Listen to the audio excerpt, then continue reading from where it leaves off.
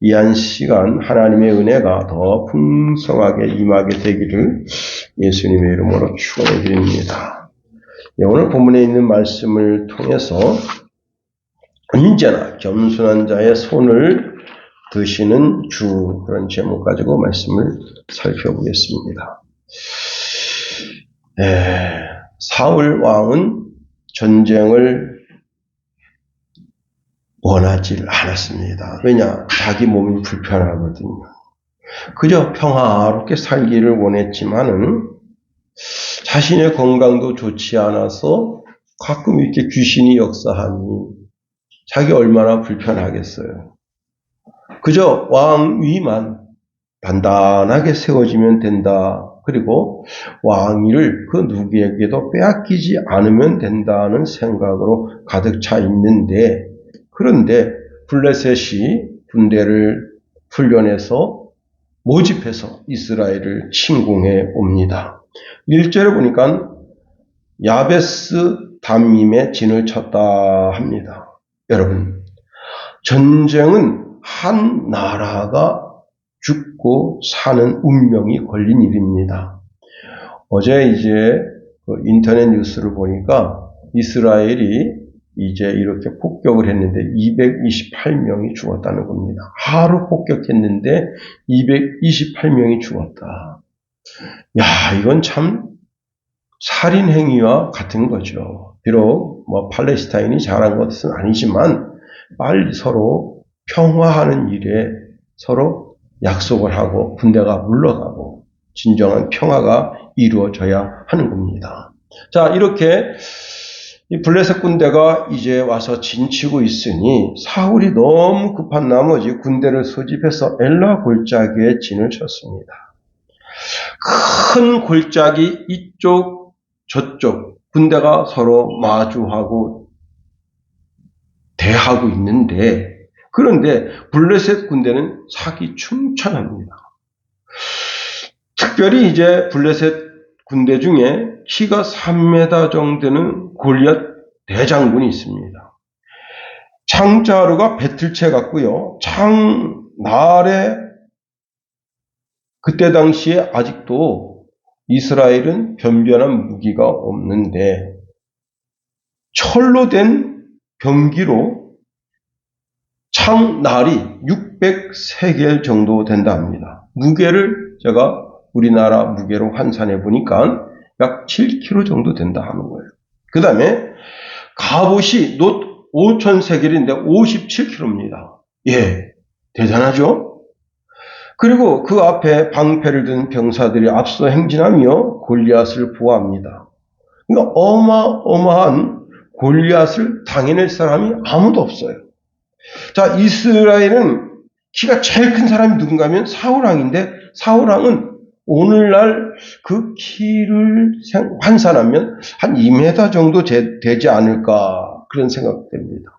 자, 2m 되는 사람하고 3m 되는 사람하고 씨름하면 누가 이기겠어요? 아니, 팔 씨름한다. 또 칼로 전쟁을 한다. 누가 이기겠습니까? 예, 한 주먹거리도 안 되는 거죠. 자, 그런데 골리앗이 아침 저녁으로 40일간 소리 지르면서 이스라엘 백성들에게 욕을 해댑니다. 오늘 본문에도 보면 너희가 어찌하여 나와서 전열을 버렸느냐? 나는 블레셋 사람이 아니며 너희는 사울의 신복이 아니냐? 너희는 한 사람을 택하여 내게로 내려보내라. 그가 나와 싸워서 나를 죽이면 우리가 너희의 종이 되겠고, 만일 내가 이겨 그를 죽이면 너희가 우리 종이 되어 우리를 섬길 것이니라. 내가 오늘 이스라엘의 군대를 모욕하였으니 사람을 보내어 나와 더불어 싸우게 하라 하고 매일같이 요구를 해대는 겁니다. 이런 본문 배경을 통해서 우리가 한번 세 가지로 살펴보고자 원하는 겁니다. 첫 번째, 사울 왕은 평화를 원했지만 전쟁이 일어나서 할 수 없이 전쟁에 임하게 됐다 하는 겁니다. 지금 이스라엘이 팔레스타인과 전쟁을 하는데 이 전쟁은 이스라엘이 원하는 것이 아닙니다. 팔레스타인 전 국토에 연약한 노약자, 여자, 어린이들을 무차별적으로 어떻게 했습니까? 이스라엘 사람들 150명을 끌고 갔습니다. 그로 인해서 전쟁이 일어난 거예요. 지금도요, 이스라엘 내에는 전쟁을 원하지 않는다고 반전시하는 사람들이 많습니다. 그런데 팔레스타인에 대고 폭격하는 걸 어떻게 생각하냐니까 찬성이 85%입니다.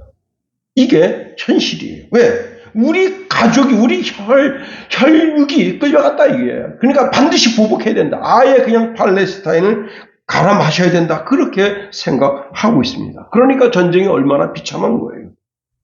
원래 전쟁이라고 하는 것은 비참한 겁니다. 자, 전쟁에 지면 당할 수밖에 없는 거예요.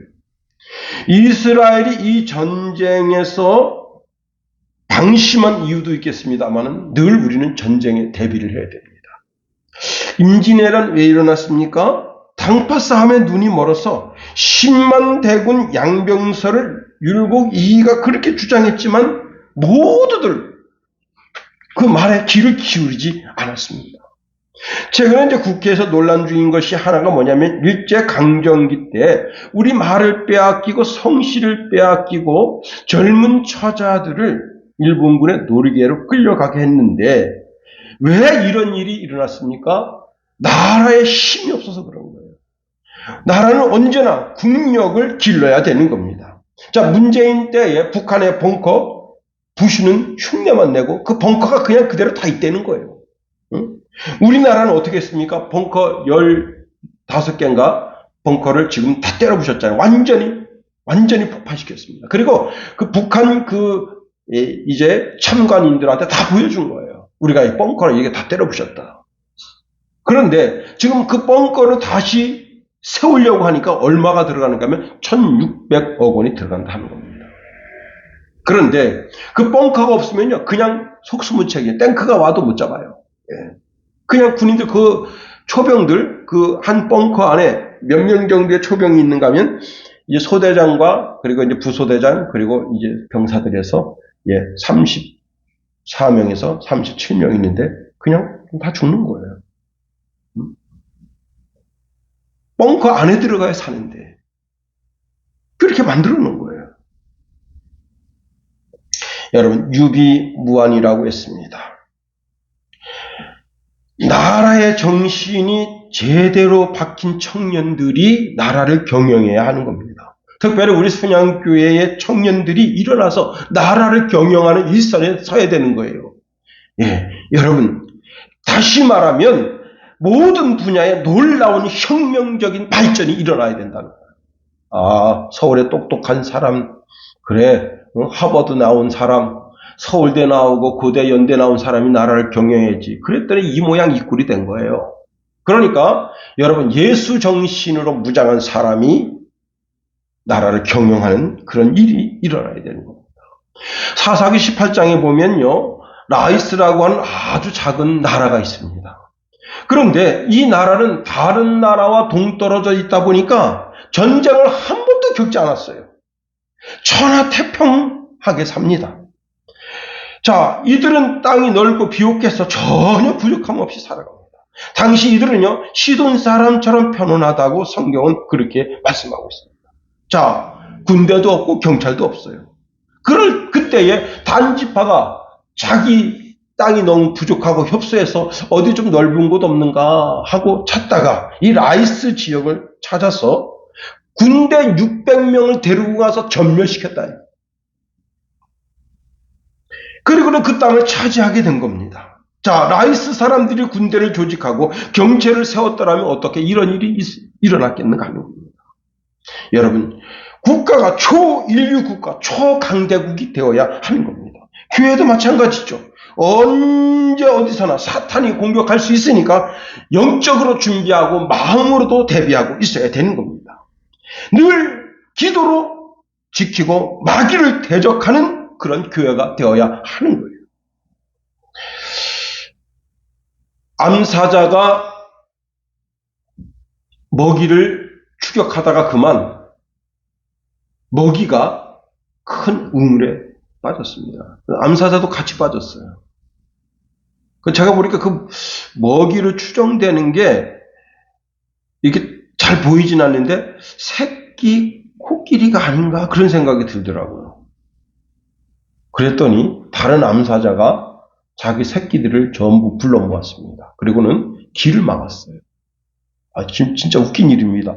사자들이 길에 12~13마리가 큰 길에 가서 길을 막고 있습니다. 차들이 못 지나가요. 그리고 그 물에 빠진 사자의 새끼가 차가 섰으니까 차한테 가서 으르렁 대더니 납죽 엎드려요.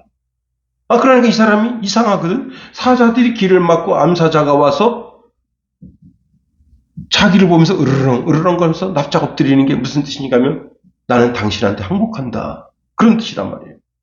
그래서 이 사람이 이상해서 동물보호단체에다 전화를 했습니다. 그랬더니 그 동물보호단체가 와서 딱 보니까 그 암사자, 자기 엄마 암사자가 그 물엉덩이에 빠져서 지금 허덕허덕대고 있어요. 그래서 그걸 꺼내서 보내줬다 하는 겁니다.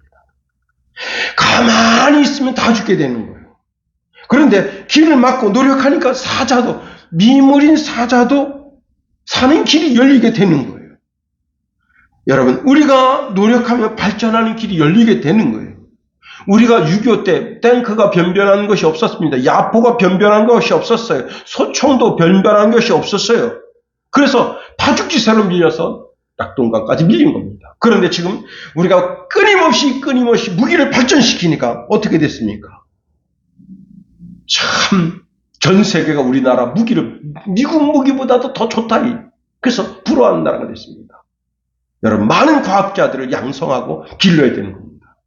윤석열 정부가 크게 잘못하는 것 중에 하나가 무엇인가 하면 이제 대학 교수들 60년 정년퇴직하면 그들이 연구할 수 있는 길을 다 막아버린 거예요.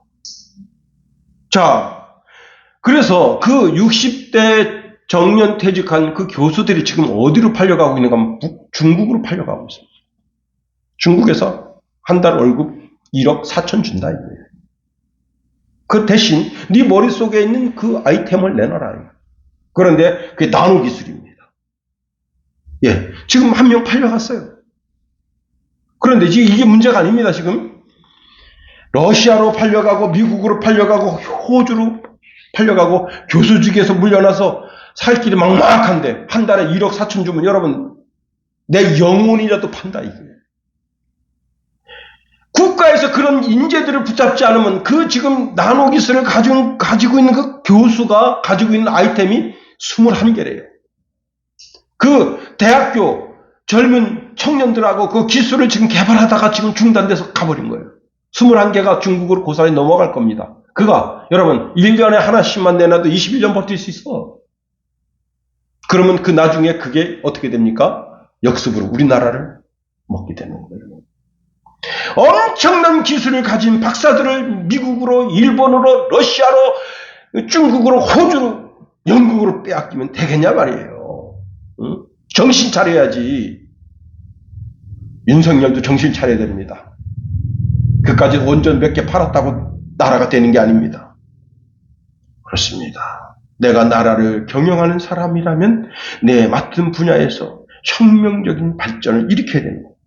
자꾸 노력해야 되는 거예요. 가만히 있으면 안 되는 거예요. 잠언서 22장 29절에 보니까 내가 자기의 일에 능숙한 사람을 보았느냐. 이러한 사람은 왕 앞에 설 것이요 천한 자 앞에 서지 아니하리라 말씀합니다. 여러분 백종원이 그 요즘 요리 시합을 하는데요. 그 요리 시합을 경영을 하는데 이 검사, 이게 누가 진짜 맛있게 했는지 그걸 검사는 검사와 눈을 가렸습니다. 그런데 우리나라 이 중국 요리업계 최고 전문가가 요리를 했고 아주 평범한 사람이 요리를 했습니다. 그런데요, 깜짝 놀랄 일이 생겼습니다. 우리나라 최고 전문가가 요리한 요리가 1등한 게 아니라 평범한 요리사가 요리한 그게 1등이 된 거예요. 그러면 왜 그런 일이 벌어졌느냐? 이 최고 전문가는 10년 전 명성 가지고 지금도 똑같이 10년 전과 지금과 똑같은 레시피로 음식을 만든다. 그게 뭐예요? 발전이 없다는 거예요. 발전이. 10년 동안 얼마나 많은 사람들이 입맛이 바뀌었는데 그 입맛을 연구하지 않는 거예요. 그래서 뒤처진 거예요. 그런데 이 신참 요리사는 이제 겨우 요리사 면허 따고 3년밖에 안 됐습니다. 그런데 사람 젊은이들이 어떤 맛을 좋아하게 하는가 연구하고 또 연구하니 그날의 병의를 얻게 되고, 그리고 그 중국 요리업계의 대가가 그 젊은 사람한테 머리 숙이며 당신 참 대단한 분입니다라고 축하하게 되는 겁니다. 여러분, 자기 무사 안일주의에 빠지면 안 된다. 이게. 가장 무서운 것이 뭐냐면 무사 안일주의예요. 이러면 되지, 이 정도면 됐지. 그럼 그때부터 망하는 겁니다. 두 번째로, 그 누구도 나를 업신여기지 못하게 해야 된다는 겁니다. 자, 골리앗이 40주야를 이스라엘을 업신여기고 능욕했다. 쉬운 성경 16절에 이렇게 말씀하고 있네요. 블레셋 사람 골리앗은 매일 아침 저녁으로 이스라엘 군대 앞에 나아 섰습니다. 그러기를 40일 동안 하였습니다. 여러분, 큰 목소리로, 하늘을 찌를 듯한 목소리로, 그 목소리를 듣는 모든 사람들이 가슴이 쪼아린다. 그리고 그 소리가 여러분 그 이쪽 골짜기에서 이쪽 골짜기까지 쩌렁쩌렁 울리는데, 블레셋 사람들은 그 소리를 듣고 박수를 치면서 환호하지만 이스라엘 사람들은 찍소리도 못하고 성 안에 숨어서 여러분, 최근에 이제 북한에서 대북 방송을 못 듣게 한다고 기괴한 소리를 내보내고 있습니다. 그랬더니 그 소리를 듣고 짐승이 낙태했다. 사람들은 지겨워서 잠 못 자겠다. 끼 이런 소리 내니까. 여러분, 잠 못 자는 것은 괜찮습니다. 그런데 그 모습, 그의 목소리를 들으니까 이스라엘 백성들은 쥐구멍 찾았다. 왜? 죽고 사는 문제가 걸린 거예요. 10절 11절에 보니까 그 블레셋 사람이 또 이르되 내가 오늘 이스라엘의 군대를 모욕하였으니 사람을 보내어 나와 더불어 싸우게 하라 한지라. 사울과 온 이스라엘이 블레셋 사람의 이 말을 듣고 놀라 크게 두려워함이라 말씀합니다. 골리앗이 이스라엘을 업신여기고 그 목소리가 쩌렁쩌렁 들리니까 온 이스라엘 백성들이 숨죽이고 있는데, 여러분 그게 며칠 동안 그랬다고요? 40일 동안 그랬다. 40일 동안. 40일 동안 그 이스라엘 백성들이 마음 졸이면서 야, 저 군대가 쳐들어오면 어떡하지? 저 골리앗만 있는 게 아닙니다. 골리앗처럼 키가 장대한 3m 이상 되는 그런 특별히 거인 부대가 거기서 어슬렁어슬렁 되는 거예요. 아, 저들이 쳐들어오면 어떡하지? 여러분, 인터넷 뉴스를 들으면 곧 나라가 망할 것처럼 들리는 뉴스가 절묘합니다. 윤석열 대통령이 곧 탄핵될 것 같고 김건희 여사가 곧 청문회 불려나올 것 같습니다. 여러분, 국민을 업신여기고 국민을 깔보는 소리가 얼마나 심하게 들리는지. 여러분, 북한이 우리나라 뉴스를 들으면 춤추게 되고 중국이 우리나라 뉴스를 듣게 되면 환호성을 지를 만한 그런 뉴스가 얼마나 많은지 몰라요. 민주당이 나라를 망가뜨리려고, 이재명 한 사람 구원하려고 별의 별짓을 다 하고 있어요. 별의별 계획을 다 세우고 있습니다. 그런데 여기서 주목할 단어가 무슨 단어냐면 42이라는 단어, 40이라는 단어예요. 40일이 지나면 새 역사가 펼쳐진다는 거예요. 모세 나이 40대 살인자가 돼서 바로의 궁에서 쫓겨나와 미디안 광야에서 40년 목동 생활했습니다. 그런데 그가 이제는 목동 생활이 아닌 이스라엘의 목자가 되는 일이 하나님의 산 호렙산에서 있어지게 됐고, 그리고 40년 동안 이스라엘의 목자로서 사명을 감당하게 됐다고 하는 겁니다. 그렇습니다. 모세가 출애굽하면서 하나님의 산에서 40일 동안 금식하면서 하나님의 말씀을 받고 이스라엘 백성들을 새롭게 이끄는 토대가 마련됐다는 겁니다. 엘리야가 40주야를 걸어서 하나님의 산 호렙산에 가서 사명을 새롭게 했습니다. 요나가 여러분 니느웨 성 가서 40일 동안 하나님의 말씀을 쳐서 외치니 니느웨라고 하는 나라가 회개하고 돌아서게 됐다는 거예요. 여러분, 여인이 남자 아이들 낳으면 40일이 지나고 42일째는 정결케 되고, 매도 40대를 때리면 방면해줘야 된다. 그래서 여러분, 이스라엘에게 있어서 40이라고 하는 단어는 무슨 뜻을 가지고 있는가 하면 새로운 역사가 시작된다는 거예요. 40일 동안 그렇게 능력을 당했습니다.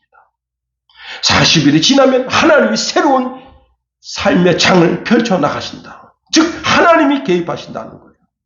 자, 주님이 부활하신 후 40일 동안 제자들과 함께 하시고 그들의 신앙을 새롭게 하시고 승천하셔서 우리의 삶의 부활의 씨가 무엇인지를 알게 해주셨습니다.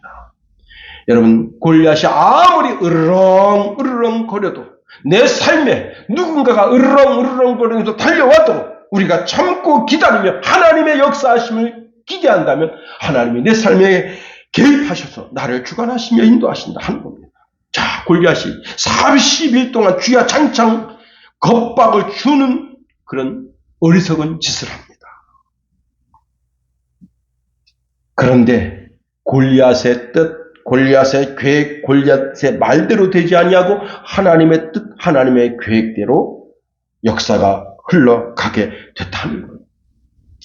제가 정확하게는 이제 그 이름을 잘 여러분에게 댈 수가 없는데, 그 백마고지 이쪽 고지에서 이쪽 고지가 있는데, 그 북한, 우리나라로 말하면 이제 별 2개를 다는 사령관이 아침마다 일어나서 남쪽 쪽을 향해서 엉덩이를 까고 응가를 하는 거예요. 그런데 그 거리가 멀어서 소총으로 아무리 쏴도, 지금은 이제 총이 많이 발달돼서 뭐 그 정도 거리는 충분히 사격해서 저격할 수 있지만, 그때 당시는 유효 사거리가 짧아서 그게 안 됩니다. 그때 한 소대장이 미군 진지로 와서, 여러분 캐라바 50 있잖아요. 그 캐라바 50 단 한 발만 빌려주십시오. 그렇게 부탁을 합니다. 그러니까 그 미군 그 지휘관이 뭐 하려고 하느냐. 내가 딱 단 한 발만 쏘겠습니다. 단 한 발만. 어디다? 그 아침마다 그 지금 북한 그 지휘관이 우리 쪽을 향해서 엉덩이를 까고 똥을 싸는데 내가 그걸 맞춰서 죽이겠습니다. 그러니까 안 된다.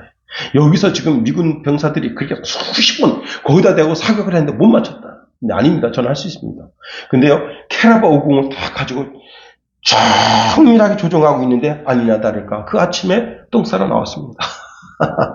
한 방에 여러분 맞춰 죽였다는 겁니다. 그래서 그 북한 지휘관 그 능력이 그때부터 끊겼다는 거예요. 여러분, 우리는 다 하나님의 자녀, 하나님의 백성들입니다. 이세벨이 여러분 엘리야를 죽이겠다고 혼장담합니다. 이렇게 말해요. 내일 아침 이맘때면 반드시 내 생명을 저 사람들 중 한 사람과 같게 하리라. 그렇게 하지 아니하면 신들이 내게 벌이의 벌을 내림이 마땅하도다. 그런데 이세벨이 죽지, 엘리야는 죽지 않게 됩니다. 여러분, 그 에스더서에 보면 수산궁에 있는 모든 유다인들이 12월 13일날 죽게 되었어요. 자, 이게 하만의 악한 꾀를 당시 왕이 받아들인 겁니다. 그런데 역사가 어떻게 펼쳐지게 됐습니까? 오히려 유다인들을 죽이겠다고 그동안 헌장도마다 그 모든 아말렉인들이 다 죽게 되는 그런 역사를 하나님이 만들어 내신 겁니다. 그렇습니다. 여러분, 이 세상 그 어떤 사람의 계획과 뜻대로 되지 아니하고 하나님의 뜻과 하나님의 계획대로 된다는 겁니다. 우리는 뭐예요? 숨죽이면서 그 어간에 하나님의 뜻, 하나님의 계획이 내 삶 속에 펼쳐지기를 위해서 간구하고 기도해야 되는 거예요. 그렇습니다. 세 번째로, 하나님이 이 모든 것을 주관하는 주관자임을 우리가 고백해야 한다 하는 겁니다. 하나님의 계획, 하나님의 뜻에 맞춰 살면 여러분 불편함이 없습니다. 자, 두 나라가 이렇게 전쟁이 오래도록 지속되는데 이건 전쟁도 아니에요. 왜? 두 나라가 서로를 자리를 잡고서는 바라보기만 합니다. 싸우지 않습니다. 골리앗은 단판으로 결정 짓겠다고 하지만 아무도 거기 나서는 이스라엘 사람들이 없습니다. 그런데 전쟁이 오래되니까 특별히 이제 이새의 다윗의 아버지 이새가 전쟁에 궁금하게 됐습니다. 자, 이게 전쟁이 40일이 다 돼가는데 뭔 일이 있었나? 아니 이스라엘이 패했나? 아니면 블레셋 군대가 패했나? 그 전쟁에 대한 소식이 궁금해집니다. 뭐 어떤 소식이 들려지지가 않아요. 그런데 하나님께서 이스라엘을 구원하시기 위해서 일하신다는 겁니다. 자, 전쟁이 일어나니 다윗은 일상생활로 돌아갔어요. 그래서 양치기를 하고 있습니다. 그런데 이 전쟁을 통해서 다윗에게 승리의 관을 씌워주시기 위해서 하나님이 일하고 계시더라 하는 겁니다.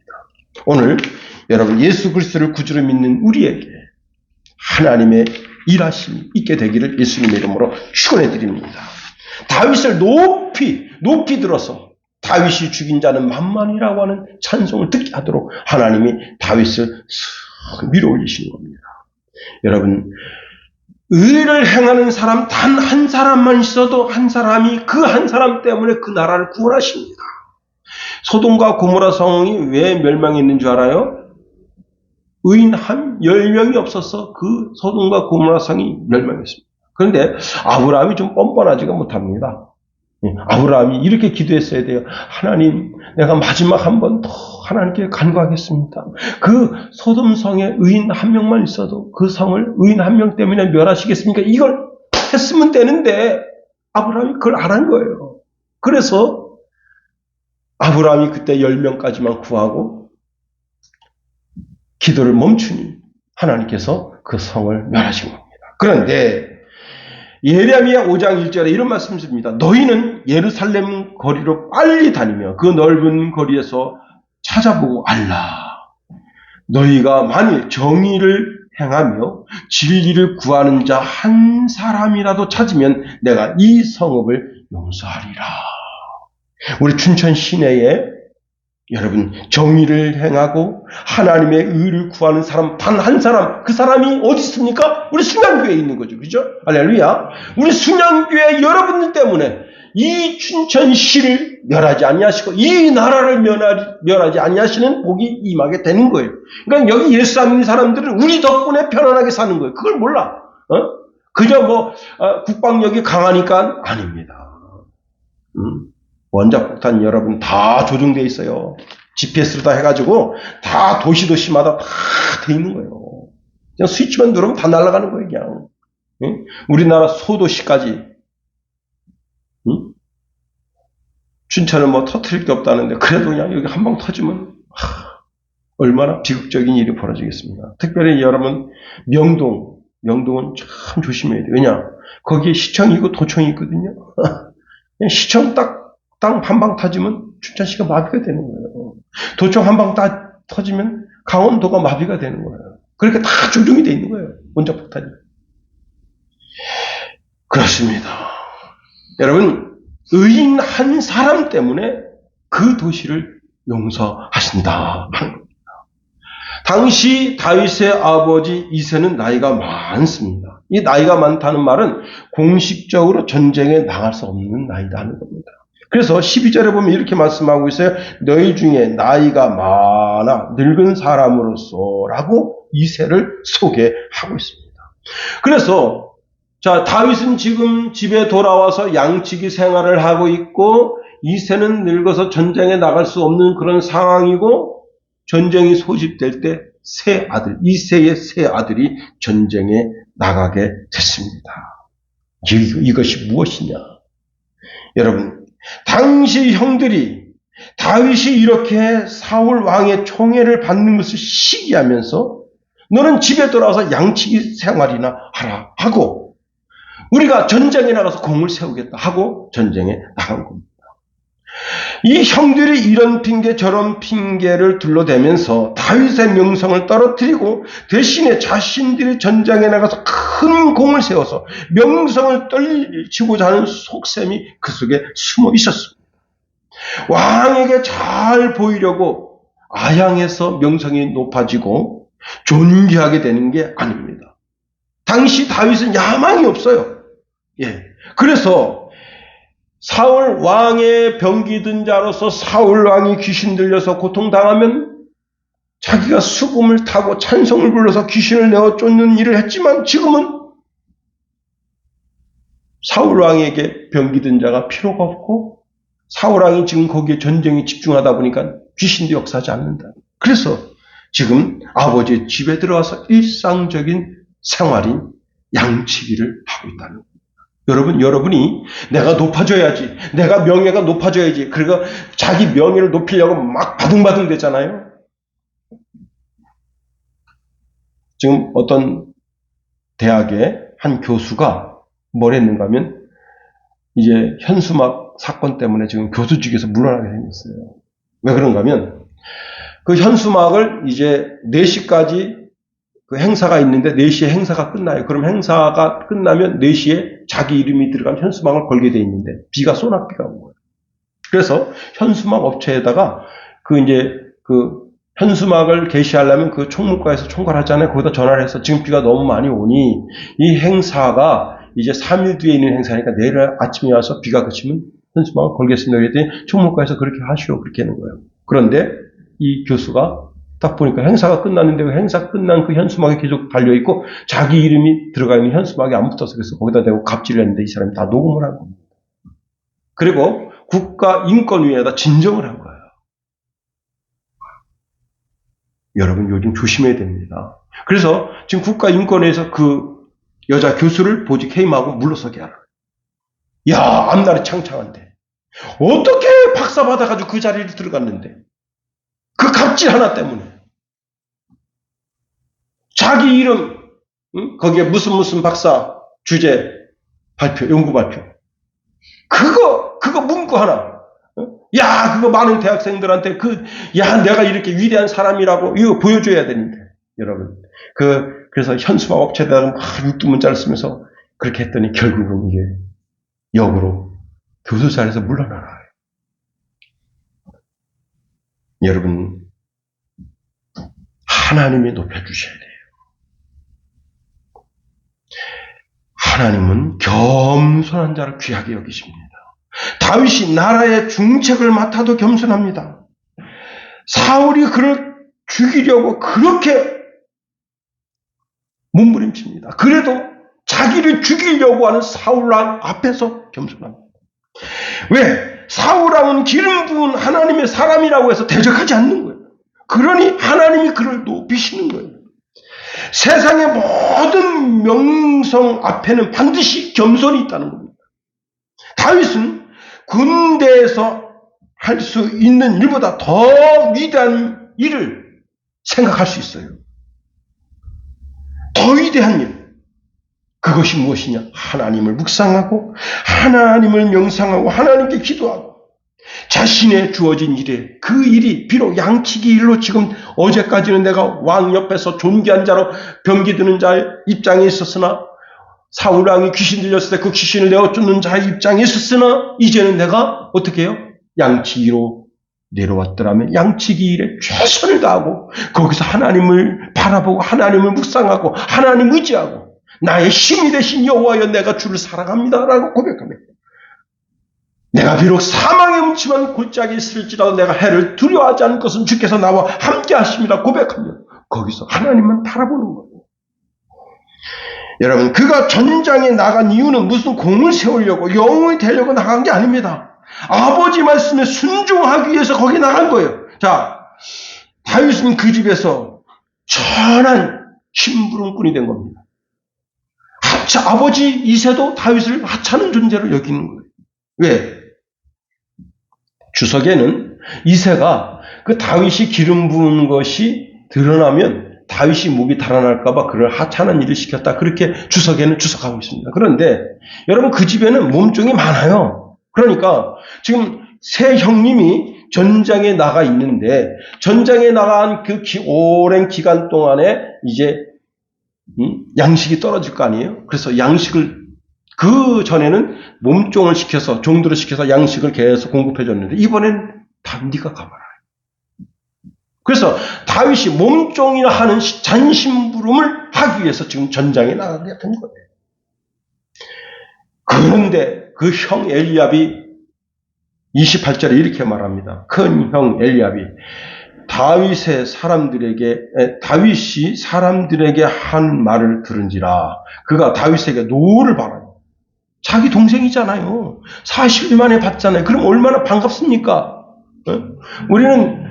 저는 우리 이제 작은 아들이 일주일에 한 번씩 오는데 그게 얼마나 그냥 문 여는 소리가 들려요. 그럼 안방 문 열고 아빠 엄마 저 왔어요 이렇게 한마디 하고 갈 텐데 어제는 뭔가 삐졌는지 그냥 지 지방에 들어가더라고. 그래서 내가 근데 그 문소리에 일어나서 제가 어제 주부를 했어요. 어제 참 피곤한 날이었습니다. 예. 그런데 일주일 만에 만나는 것도 반가운데 40일 만에 만나면 열미를 제치고 맨발로 나가서 그 다윗을 맞이하면서 야 아버지는 편안하시냐 양무리들은 잘 있느냐 이렇게 물어봐야 되는데 아주 화가 그냥 하늘을 찌르면서 뭐라고 말하느냐 참 내 원 이렇게 말하면 내가 어찌하여 이리로 내려왔느냐 들에 있는 양들은 누구에게 맡겼느냐 나는 내 교만함과 내 마음의 완악함을 아느니 내가 전쟁을 구경하러 왔도다 했습니다.